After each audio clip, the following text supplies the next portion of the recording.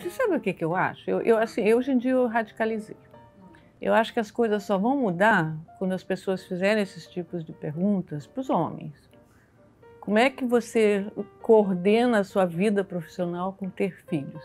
Por que a gente só faz essa pergunta para as mulheres? Né?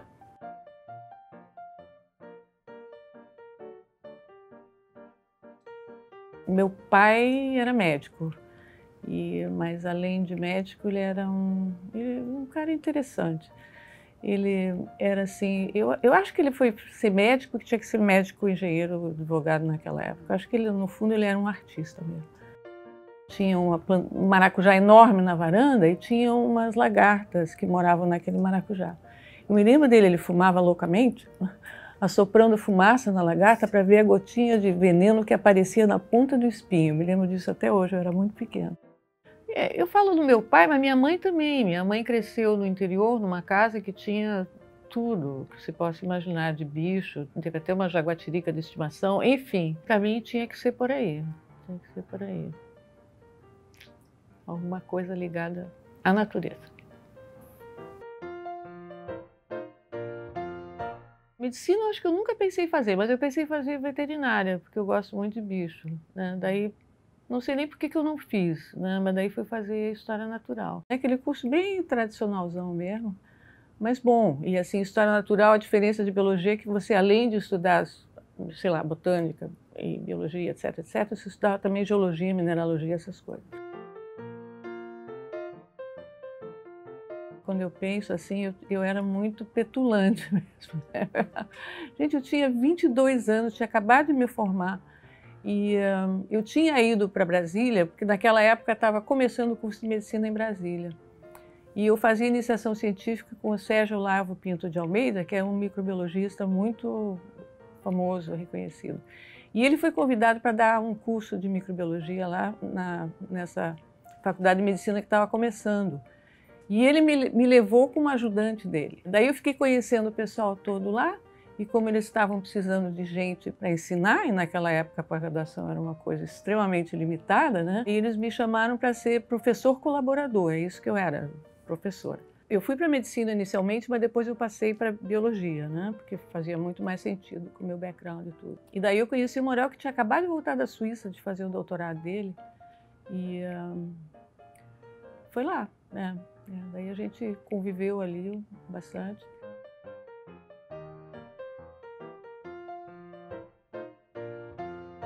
Eu queria fazer doutorado fora, queria mesmo. E foi bom, eu consegui uma bolsa da Fogarty, né, que é uma bolsa, não vou dizer boa, enfim, uma bolsa. E fui para Columbia University, que é uma, né, universidade muito boa.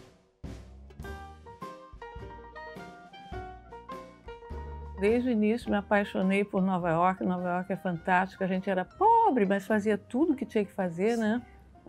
E uma época muito interessante, né? Porque assim, no início dos anos 70, o meu doutorado é em Biologia Molecular. Biologia Molecular estava nascendo, né? Era assim, o nascimento da Biologia Molecular. Eu sempre quis ter filho, gente. É. Não, filho eu ia ter, nem que eu não tivesse marido, eu sempre dizia isso, né? Filho eu ia ter. Daí, estava na hora, né? Acho que uma vantagem é que meu marido, que era músico, né? Na época, assim, no início, antes de ele começar o mestrado dele, ele ficou com ela. Mas era assim um sistema, né? A gente está tão mal acostumado aqui, né? Quando ela nasceu, depois de 10 dias eu estava de volta no laboratório. Sem parente nenhum, sem ajuda nenhuma, era só a gente. Mas deu tudo certo. Depois tive outra. Mas a outra eu tive quando eu já estava voltando. Nasceu lá, mas depois logo a gente voltou, né? Então as duas são americanas e brasileiras.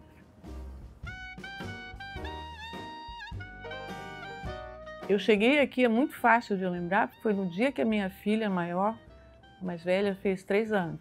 Então foi no dia 4 de agosto de 81. Comecei a entrar em contato com as pessoas aqui para ver oportunidades aqui no Brasil, né?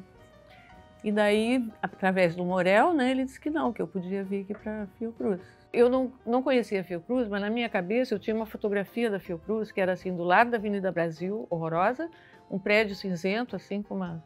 Eu tinha, assim, fantasiei na minha cabeça. Quando eu cheguei aqui, eu tive uma epifania, né? Porque é lindo esse campus, né? Eu me lembro até hoje, o momento que eu cheguei e entrei naquela subidinha do castelo ali. Uau!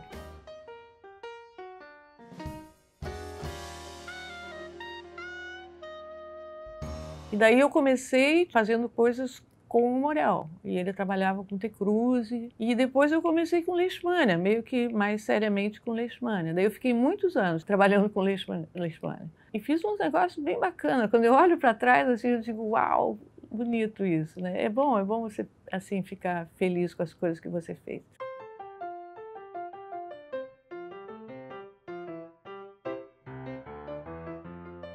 Aqui agora a gente não vai mais muito para a bancada, né? A verdade é essa, os alunos, pós-docs, tudo que vão. Mas eu gosto muito modéstia à parte, eu trabalho bem na bancada. É uma capacidade como outra qualquer. Tem gente que canta bem, tem gente que, né? Mais recentemente, o que a gente está fazendo é ver essa interação do parasita dentro do inseto. Insetos têm um sistema imune inato igualzinho ao nosso. É um negócio impressionante, sabe? Então, assim, a ideia da gente é ver em flebotomínio, que é o inseto, né? Em relação à leishmania, o que está acontecendo no inseto quando ele vê esse parasita? Então, a gente está estudando essas vias imunes do inseto, que parece meio maluco, né? Mas a gente está fazendo isso.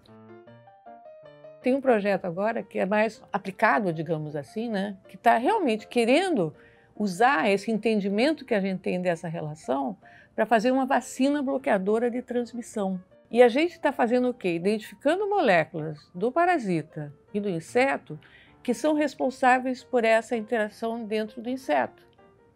E se a gente conseguir alguma molécula que seja fundamental, a gente pode criar um anticorpo que evite com que esse parasita se desenvolva dentro do inseto.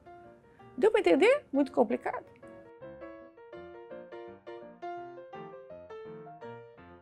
Flebotomínio e leishmania tem pouca gente fazendo, porque, modéstia à parte, é muito difícil, sabe? O inseto é uma desgraça, é um pequenininho, difícil, para você manter insetário. Então, assim, eu me orgulho muito disso, a gente é dos poucos grupos que tem no mundo que faz esse tipo de coisa.